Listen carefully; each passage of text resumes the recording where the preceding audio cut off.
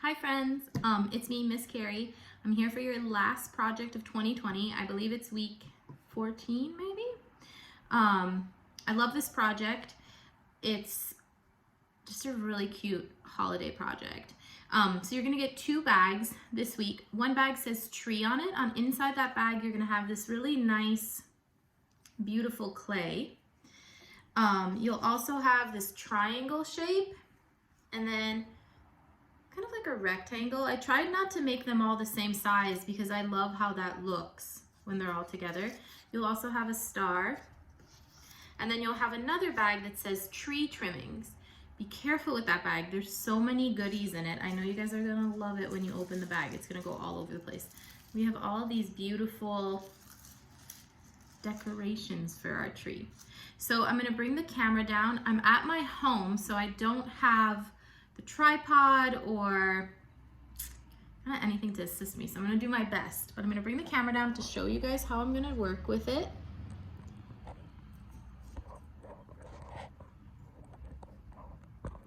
Sorry about that. All right, so from the first thing you're gonna give to your students is this beautiful clay. So I already tinted it a nice green color. You're gonna ask them to play with it. I know your students love to play with clay.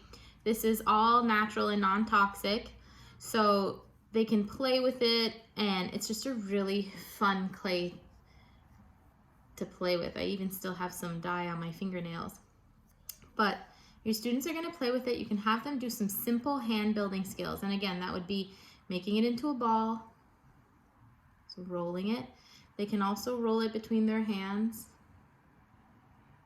Sometimes if our clay is in the shape of a pancake, to make it into a ball, I like to do a hand transfer from hand to hand. So right to left hand, right to left hand. And then that compacts our clay a little bit more, so it's easier to roll it into a ball. And with my younger students, when I ask them to roll it into a ball, I ask them to use their whole hand, rolling it. Once you have a ball, you can pat it into a pancake. Pick it up, flip it around.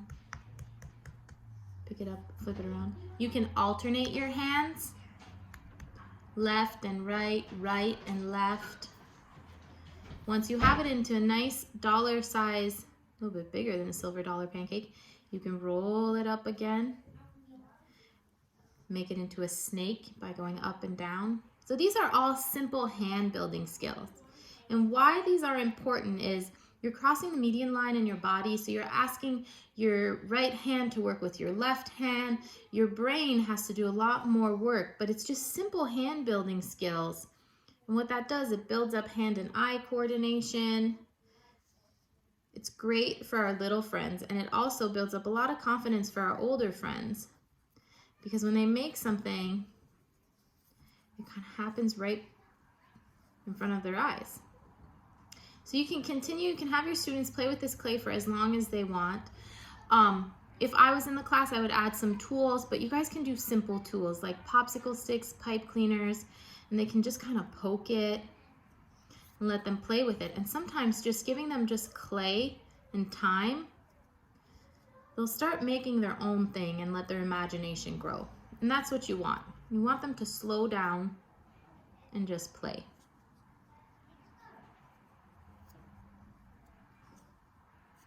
If you guys hear my children, it's because they're here. Snowman. All right, so moving on to the project. So you're gonna give them, I think that this is a lot of clay for the project, but divide the clay up between the amount of students you have in your class. So if you have 15 students, divide that clay that I gave you into 15 pieces. I think about this size amount is good. So this is my hand, and it fits in the palm of my hands. To compare it to a glue, this is a 4-ounce glue jar. That's about the size you want for your project. You're gonna pass out 2 things to start, the triangle and then that little rectangle shape. You're gonna have them figure out how their tree is gonna go together.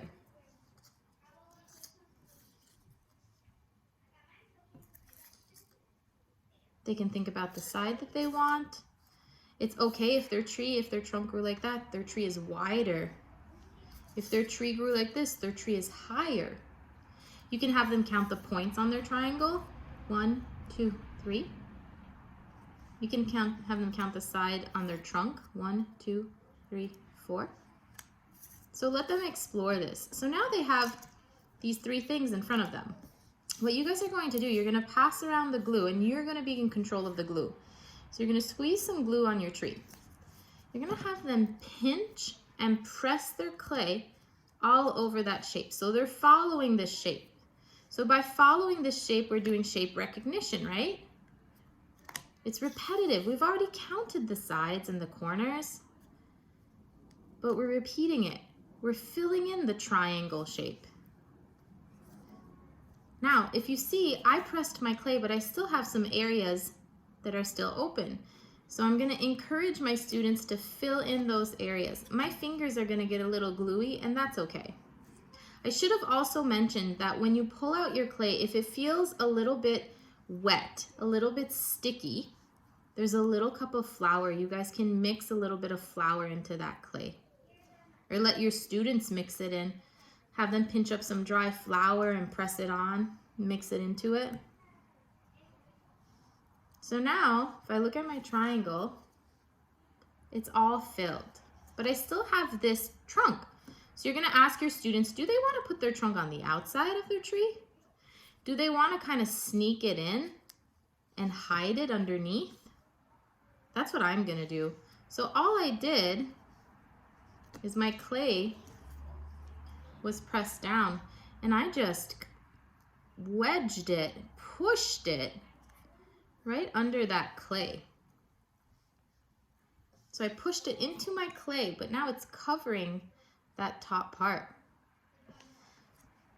I'm gonna add a little bit more glue to secure it. Make sure your students press it all the way to the top. So your whole triangle is covered. And now we'll have something that looks like an evergreen. So our triangle turned into an evergreen tree. Now it's the fun part, we get to decorate. You can have your students go wash their hands and have them come back. When they come back, you can have already put your glue on your tree. You can do a zigzag motion like I did, or you can just do dots. Make sure each student gets one triangle. That's gonna go to the top. Or I guess they can put it wherever they want, right? We have some really interesting shapes they can play with and decorate their tree. Even if it seems really big for you, it's really interesting for them. You have some golden paper, you can twist it and press it on. There's also beads you can press in. I think you guys might have sequins. Just press those in. I'm gonna put this guy here. And then just keep decorating your tree and filling it up. You want to decorate the whole tree. You want to decorate from the bottom to the top.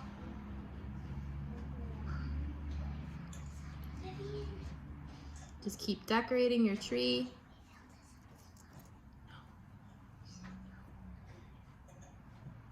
There's also some red crinkle paper. Again, this paper, you can twist it, you can make it into a ball and press it on. You want to cover the whole tree. Keep covering the whole tree. Add a lot of decorations, a little bit of decorations. You guys can talk about what the decorations are. You can add some decorations to the trunk too. That's up to you. I think I'm gonna add one more. Trying to see what I have here. I think I'm gonna do some gold. Shh. Shut the door, please.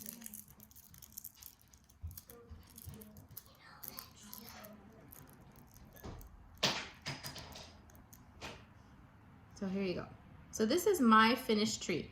It's gonna be sticky and wet, but I promise you, when you come back tomorrow morning, they're gonna be beautiful and just these lovely little decorated trees you guys can give your family for the holiday.